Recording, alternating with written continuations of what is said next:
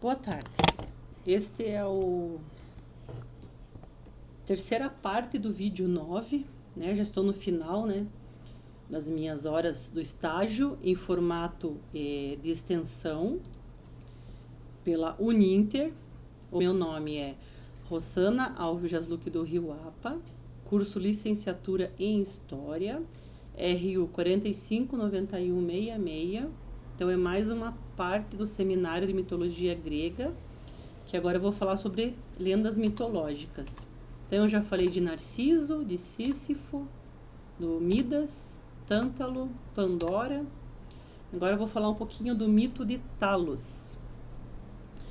Então na mitologia grega, o Talos era uma grande estátua, gigante, né?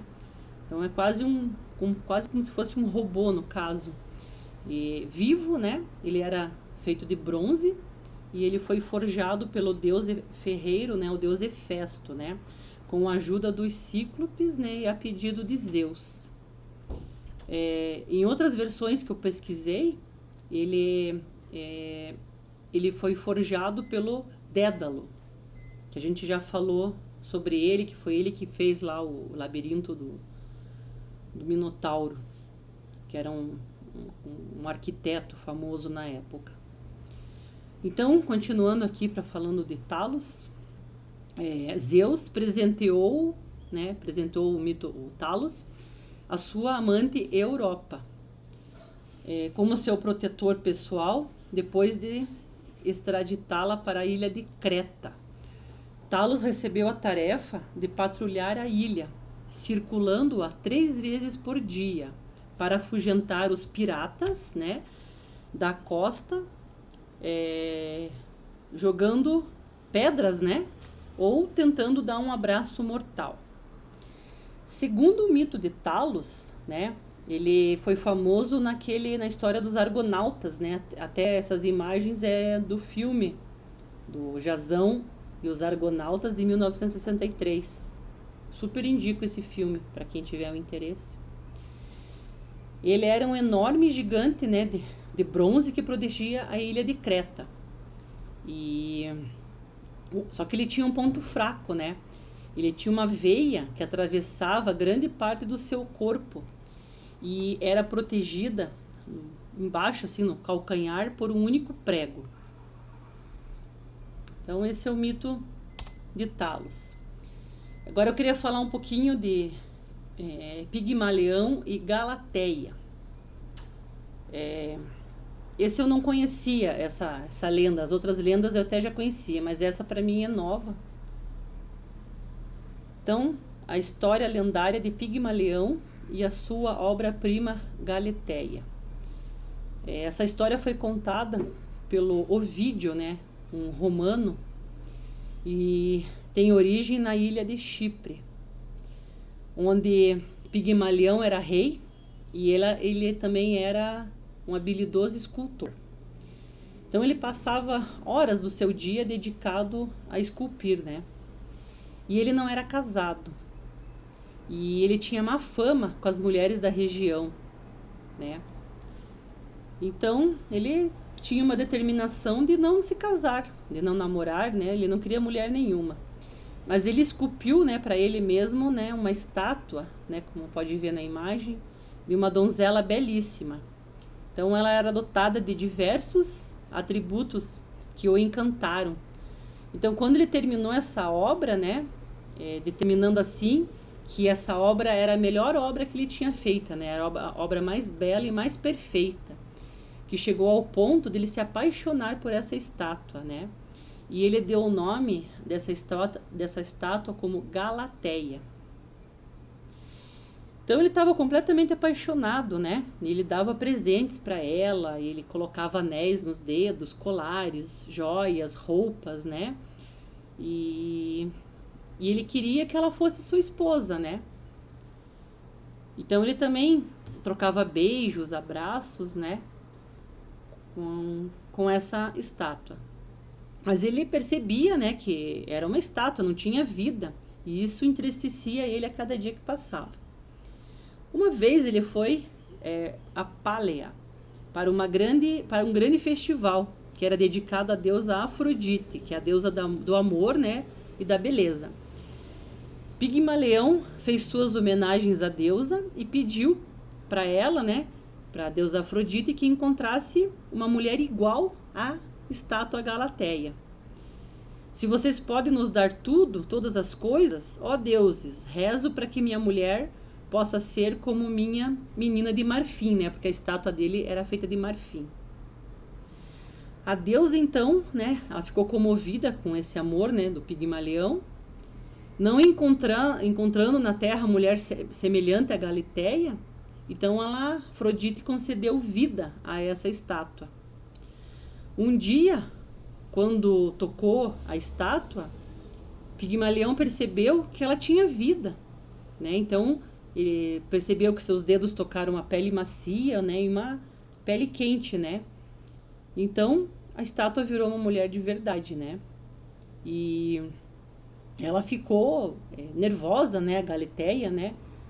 E abre os olhos e vê diante de si um homem, né, que a ama, né? E imediatamente passa a amá-lo também, né? Ela correspondeu ele amando ele. Então, com as bênçãos de Afrodite, né, Pigmalião e Galateia, eles se casaram, tiveram 2 filhos, né? Uma menina que se chama Metarme, né? E bem linda essa menina, que encantou Apolo, e o Pafos, né? O nome do menino que deu a cidade de Pafos em Chipre. O mito de Pigmalião e Galateia é utilizado na psicologia e na filosofia, quando se fala sobre a idealização do ser amado, que quanto mais desejado e perseguido, acaba por se tornar-se personificado, assim como Pigmalião, que tanto amou e desejou, né, a estátua de marfim Galateia, e ele conseguiu que por fim ela ganhasse vida, né? Então, para aqueles que são os estudiosos, né, alcançar essa perfeição nesse desejo pode ser algo frustrante, já que não podemos esquecer que o outro também tem a personalidade própria. E assim, encontrar alguém que corresponda inteiramente aos nossos anseios seja praticamente algo impossível, né? Mas a gente deve dar a nossa contribuição às pessoas, principalmente as que nos cercam, fazendo com que elas se tornem melhores sobre uma projeção que nós mesmos fazemos dela, né? Então, se a gente tem expectativa ruim sobre os outros, né, não acredita nelas ou não vê qualidades, costuma colher o pior dessas pessoas. Já quem tem expectativas positivas, a gente tende a obter o melhor de cada uma delas, né? Aqui eu queria falar sobre os temas, né, que são retratados nos mitos gregos, né? São, como eu já falei nos outros vídeos, né? Então, as epopeias, né, as viagens heróicas, né? Falei várias, né? Das relações também amorosas entre os deuses e os seres humanos mortais. Sobre os feitos de heróis, origem no mundo e dos deuses gregos, né? Isso também já falei. Eventos e acontecimentos da natureza, sobre o lar dos deuses, né? O Monte Olimpo, né? Sobre o nascimento, né, dos deuses, né? E as genealogias, né? Que consta no livro da Teogonia, né? Origem da humanidade, as origens do mal, como é o submundo, né? O reino de Hades, né? A morte, né? Sabedorias e transmissão de ensinamentos de vida, né? Guerras épicas como Troia. Falei também sobre monstros mitológicos, né? Origem e ações no mundo real. Também falei das questões da sexualidade humana, traição e vingança entre humanos e deuses, né? E a questão do destino do humano. Profecias, origem de cidades e a paixão e outros sentimentos humanos. Aí eu queria falar mais um pouquinho aqui, né? Algumas expressões, né? Mais alguns assuntos assim, de curiosidades, né? Então, aquela expressão popular, né? Cair nos braços de Morfeu, né? Faz uma referência, né? À mitologia grega do significado de dormir, né? Então, Hades, né, que é o deus do submundo, ele não é uma personificação do mal, né? Dizer que o senhor do submundo não é um vilão absoluto pode soar meio absurdo. Acontece que Hades lhe foi erroneamente associado ao conceito do inferno cristão. O engano pode ocorrer por sua relação com as almas dos mortos e a localização do seu reino, né? Que é nas profundezas da terra, né? No submundo. Porque o Hades, ele não julga as almas, né? Para isso, o mundo inferior conta com 3 juízes, né? Tem o Eco, Radamanto e Minos. A tortura dos condenados também não cabe ao deus Hades. Essa função é desempenhada pelas Eríneas, que são espíritos femininos da justiça e da vingança, né? Outra curiosidade é que nem todos os deuses são adorados. Embora Ares seja conhecido como deus da guerra, ele divide o título com sua irmã Atena. São filhos de Zeus e de Hera. Um é a antítese do outro, né? O primeiro personifica o derramamento de sangue, enquanto, né, a Atena, ela representa uma batalha justa e estratégica. Então, de acordo com as histórias, Ares era um deus detestado pelos outros, né? Então, até os pais do Zeus e Hera não gostavam do Ares. Uma sanguinária deusa da pureza. A irmã gêmea de Apolo, né, que é a filha de Zeus e de Leto, né, a deusa Ártemis, né, ela é a deusa da caça e protetora dos animais. Representando a lua na mitologia grega, ela tem uma imagem de pureza, de virgem. Assim também ela é a deusa do parto, né? Então ela tem essa dupla faceta, né? Ela foi responsável também pelo assassinato das filhas de Níobe, uma mortal que debochou de Leto, né, da sua mãe, né, por ter mais filhos do que ela. Então a deusa Ártemis, né, ela coleciona uma série de vingança contra os homens que de alguma forma tentaram ferir sua pureza. Agora eu quero falar do Teseu, né? Ele é um herói às avessas, né? Então ele se aventurou lá pelo labirinto de Creta, né, e matou o Minotauro, né? Ele era filho de Egeu, né, governante de Atenas. E todos os anos que enviavam 14 jovens, né? Já falei dessa história, né? 7 rapazes e 7 moças, né? Que jogavam lá pro Minotauro. Então, que ninguém, né, já tinha saído do labirinto, né? Só Teseu que conseguiu essa façanha, né? Porque ele recebeu ajuda da Ariadne, né? Levando aquele barbantezinho para poder voltar, né?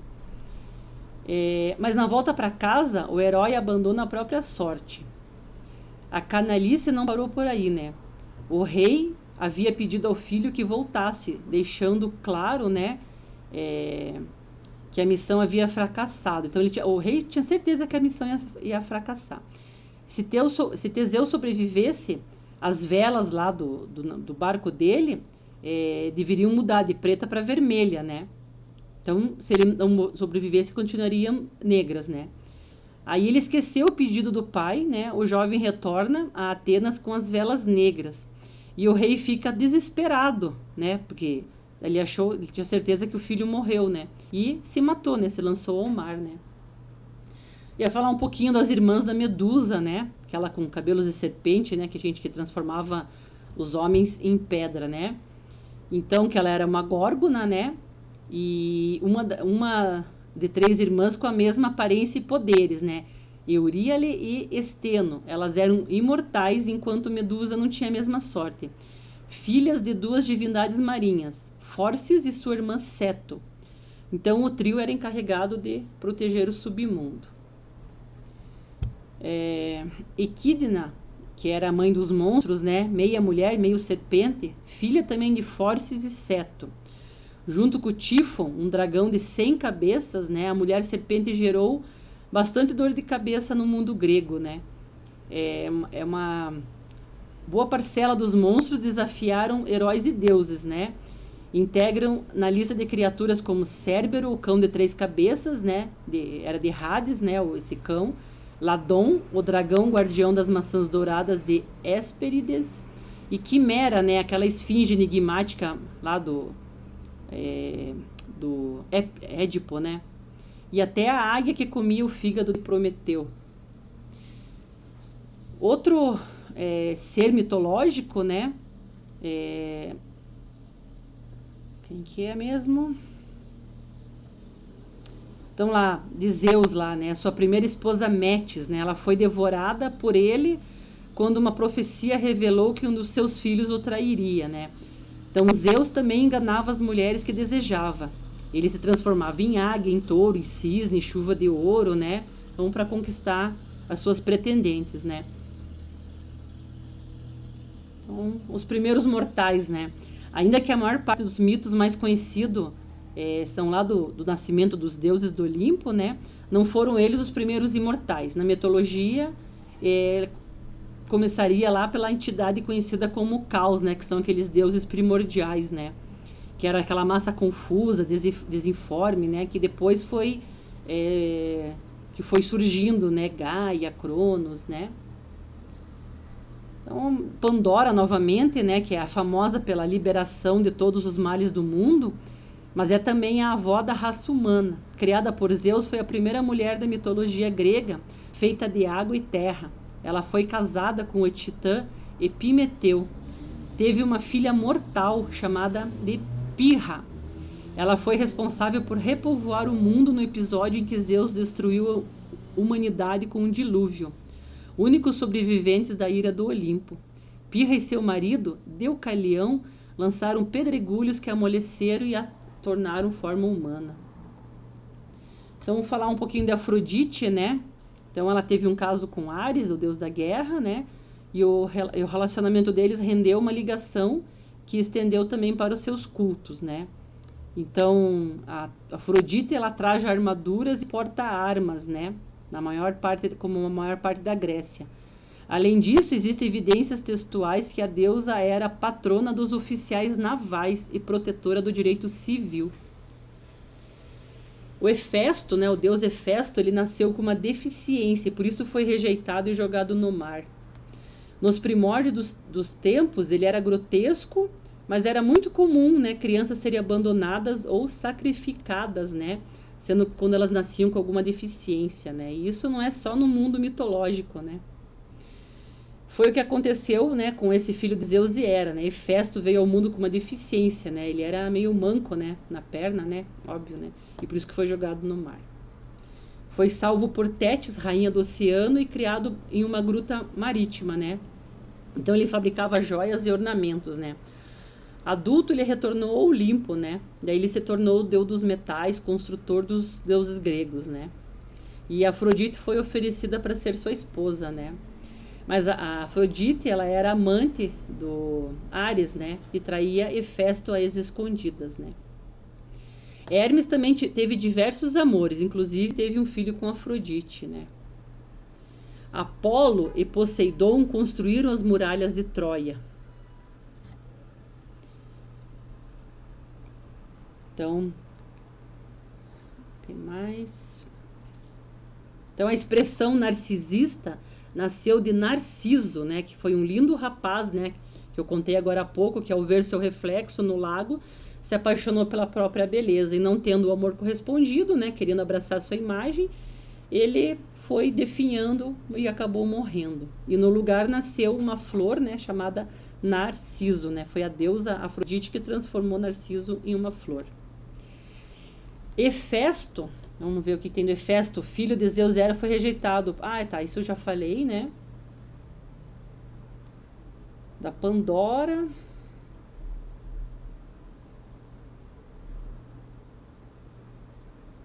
Então, eu tenho mais mitos ainda para falar, mas acho que eu vou encerrar mais esse vídeo, mais esse pedaço desse vídeo, essa segunda parte do vídeo 9, mas acho que vai ter mais um vídeo ainda, acredito, né? Então, obrigada por assistirem, né? Pela paciência, mas estão sempre me ajudando no meu estágio, né? Em formato extensão pela Uninter, né? Agradeço a paciência. Se tiverem alguma dúvida, alguma pergunta, questionamento, crítica, por gentileza, podem comentar, né? Assim vocês agregam no meu estágio. E muito obrigada novamente, né? Então, até o próximo vídeo.